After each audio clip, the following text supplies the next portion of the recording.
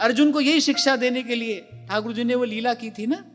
अर्जुन को लगता था भाई हम तो बड़े भक्त हैं। एक दिन सुंदर स्वर्णमय चौकी पर बैठाकर श्री ठाकुर जी को स्नान करा रहे थे। देखा श्री ठाकुर जी की सुंदर सुकुमार पीठ पर कुछ ऐसे घाव सा है, कुछ लालिमा सी अधिक दिखाई पड़ी। पूछा प्रभु ये इसका कारण?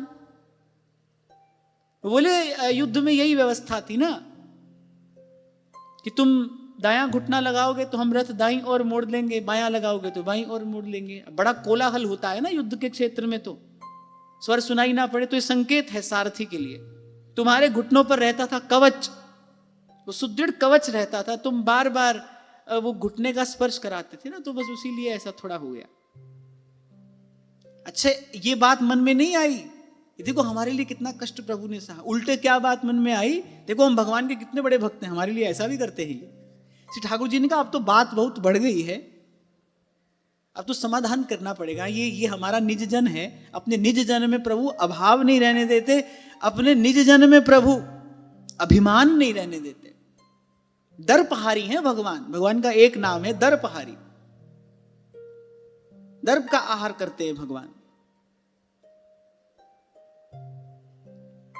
चलो आज वन भ्रमण के लिए चलते हैं। चले, सांझ ढल गई, बड़ी प्यास लगी।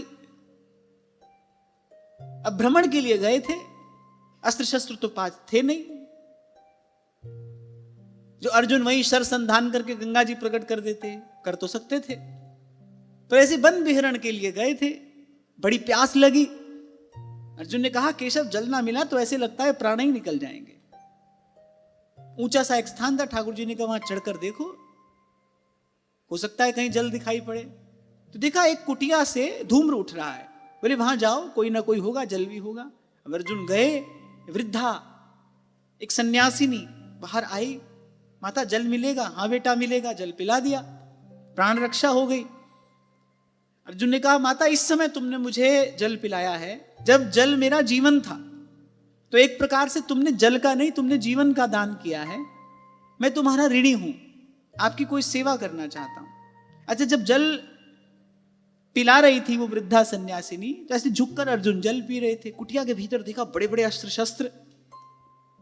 तो अर्जुन ने कहा माता मेरे मन में एक संशय है, आप इस अवस्था में यहां सन्यास आश्रम में रहकर और प्रभु के चिंतन में लीन है, आपकी कुटिया में अस्त्र शस्त्र तो उसके पास होता है जिसको या तो किसी से भय हो या जिसको किसी को भयभीत करना हो। आप तो सन्यासी नहीं है, आपके पास इनका क्या काम? वृद्धा ने कहा कि 2-3 शत्रु हैं मेरे, अवसर पड़ने पर इनकी आवश्यकता पड़ सकती है। अब वो जो क्षात्र तेज था अर्जुन का, उसने कहा अरे माता मैं तुम्हारा ऋणी हूं, आपका ये कार्य तो मैं किए देता हूं, आप बताइए कौन है आपका शत्रु। तो वृद्धा कहने लगी पहले तो वो द्रौपदी। अरे बोले द्वारिकाधीश प्रसाद पाने बैठे ही थे, देवी रुक्मिणी के हाथ में ग्रास था, ऐसे पुकारा, ग्रास छोड़कर नंगे पांव द्वारिकाधीश को दौड़ना पड़ा।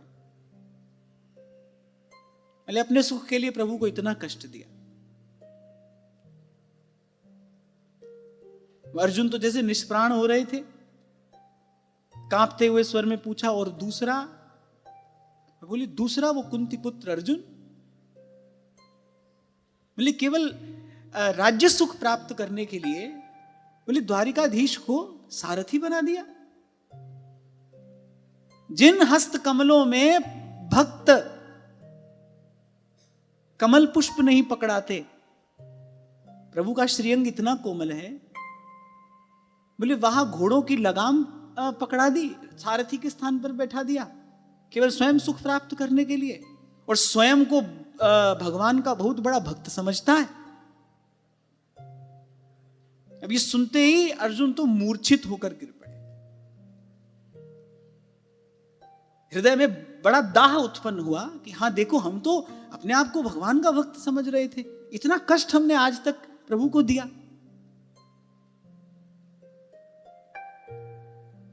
अब जब आंख खुली तो ना वन है ना वो वृद्धा है, और द्वारिकाधीश मंद मंद मुस्कुरा रहे, कहा कुछ नहीं, ना उन्होंने कुछ कहा ना उन्होंने कुछ कहा।